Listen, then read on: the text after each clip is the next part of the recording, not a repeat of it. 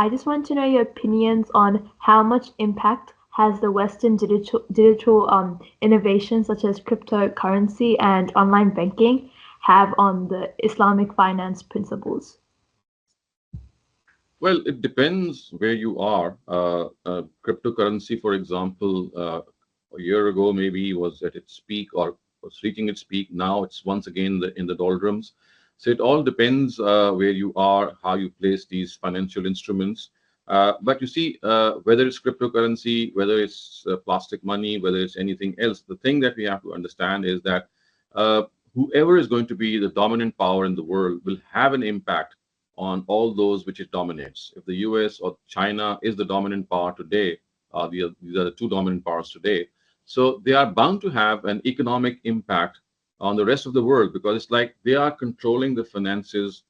They are like controlling a lot of things that are now being produced. So even if we don't want to accept certain things, we are forced into accepting certain economic principles or economic sanctions, you may call them, because we are part of a greater global economy. We don't live in isolation. We live in a way that we have trade relations with our neighbors, with the rest of the countries. We cannot produce indigenous products sufficiently so that we are self-sustaining. So we are dependent on other countries. So once we are dependent on other countries, we have to follow international economic laws.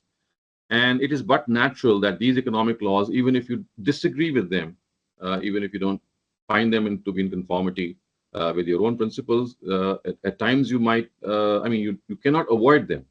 So I think that you have to look at this whole phenomena in a global way. It's much like asking that what impact does the internet have? So I would say, well, internet is a global phenomena. I mean, it's like an instrument that has been given in our hands, and we can do. We can wreak havoc with it. We can do a lot of things with it. So just like, it's like breathing. The air is there, and you're breathing that air. In a similar way, when you're part of a global economy, you are breathing that global economy, and you're forced to breathe in that global economy because if you stop breathing, you're just going to die.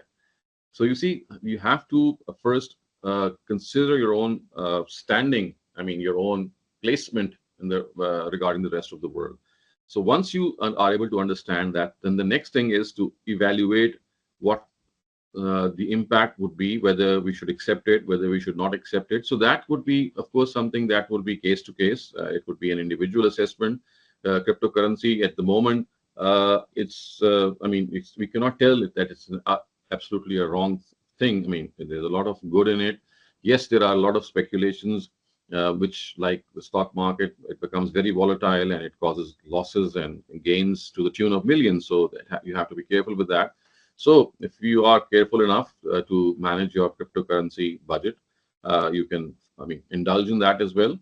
And similarly, other instruments would be considered point by point and taken separately. But as I said, there are certain things that you can avoid and certain other things which you cannot avoid. So it all depends where you place yourself and how you behave in that situation.